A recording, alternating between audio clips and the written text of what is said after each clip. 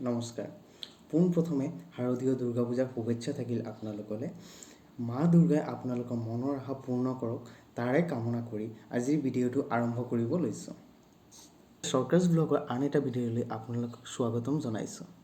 এইটো ছ'চিয়েল মিডিয়াৰ ব্যৱহাৰ দ্ৰুতগতিত বৃদ্ধি পাইছে, যাৰ ফলত নতুন নতুন সমস্যাৰ সৃষ্টি হোৱা দেখা গৈছে। বেছি দেৰি নকৰি মূল টপিকটো কি তালৈ আহোঁ। আমাৰ মূল টপিকটো হ'ল ফেক একাউণ্ট।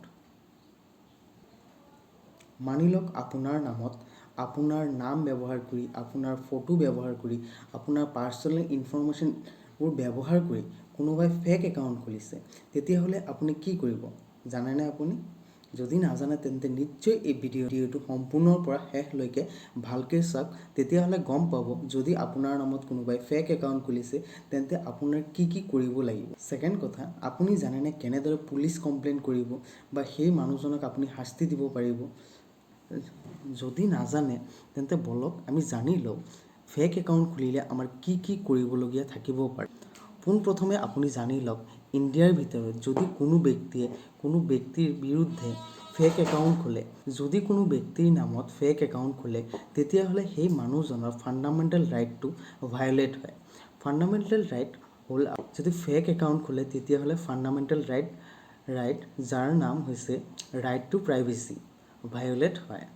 আৰু যদি ফাণ্ডামেণ্টেল ৰাইট ভায়লেট হয় তেতিয়াহ'লে সেই ফেক একাউণ্টৰ ওপৰত আপুনি কমপ্লেইন কৰিব পাৰিব আৰু ফেক একাউণ্ট ব্যৱহাৰ কৰা মানুহজন জেললৈ যাব। আপুনি ধৰি লওক কোনো এটা ল'ৰাই ছোৱালীৰ নামত এটা ফেচবুকত নাইবা ইনষ্টাগ্ৰামত ফেক একাউণ্ট খুলিছে, ছোৱালীজনীৰ ফটো ব্যৱহাৰ কৰিছে, ছোৱালীজনীৰ পাৰ্চনেল ইনফৰমেশ্যন তাত ধৰক তাৰ ফটো ব্যৱহাৰ কৰি একাউণ্টটো খুলি বেলেগ মানুহক মেছেজ কৰিছে নতুবা কিবা পোষ্ট শ্বেয়াৰ কৰিছে, যাৰ ফলত সেই ছোৱালীজনীৰ ইমেজ বেয়া হ'ল। IT Act ছেকশ্যন 66D আৰু IPC ছেকশ্যন 419ত কেছ ফাইল কৰিব পাৰিব। IPC ছেকশ্যন 509ৰ অধীনত কমপ্লেইন ফাইল কৰিব পাৰিব।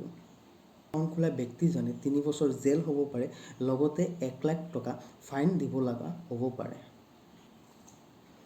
এনেকুৱা নহয় যে অকল ল'ৰাই ছোৱালীৰ নামত ফেচবুকত ফেক একাউণ্ট খুলিলে শাস্তি পাব, তেনেকুৱা নহয়। ছোৱালীয়েও যদি ল'ৰাৰ নামত ফেচবুকত ফেক একাউণ্ট খোলে বা ইনষ্টাগ্ৰামত ফেক একাউণ্ট খোলে তেতিয়াহ'লে ছেইম শাস্তি হ'ব। আৰু এটা কথা, যদি ফেচবুকত ফেক একাউণ্ট খুলি কোনো আপত্তিজনক পোষ্ট বা ভিডিঅ' শ্বেয়াৰ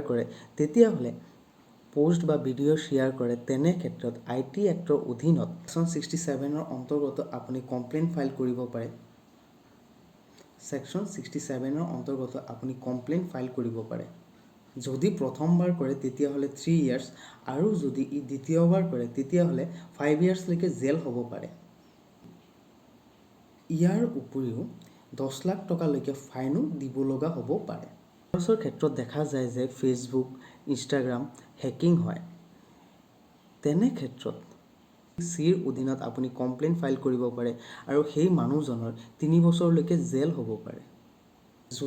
যদি কোনোবাই আপোনাৰ নামত ফেচবুকত নহ'লে ইনষ্টাগ্ৰামত ফেক একাউণ্ট খোলে তেতিয়াহ'লে আপুনি কেনেকৈ পুলিচ কমপ্লেইন কৰিব লাগিব যদি নাজানে তেন্তে এই কথাকেইটা অলপ ভালদৰে শুনি লওক, তেতিয়াহ'লে গম পাব কেনেকৈ কি কৰি চাওক। যদি আপোনাৰ লগত এনেকুৱা হৈছে তেতিয়াহ'লে আপোনাৰ ওচৰে পাঁজৰে থকা পুলিচ ষ্টেচনত গৈ কমপ্লেইন ফাইল কৰিব পাৰিব আৰু পুলিচ অফিচাৰে আপোনাৰ কেছ ল'বলৈ বাধ্য।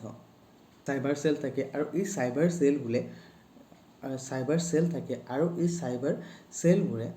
চেলবোৰে আপোনাৰ এইবোৰ কেছ আপুনি যদি পুলিচ ষ্টেচন নাইবা চাইবাৰ চেলত যাব নিবিচাৰে তেতিয়াহ'লে আপুনি ঘৰত বহিয়ে কমপ্লেইন ফাইল কৰিব পাৰিব। ৱেবছাইটটো হ'ল cybercrime.government.in।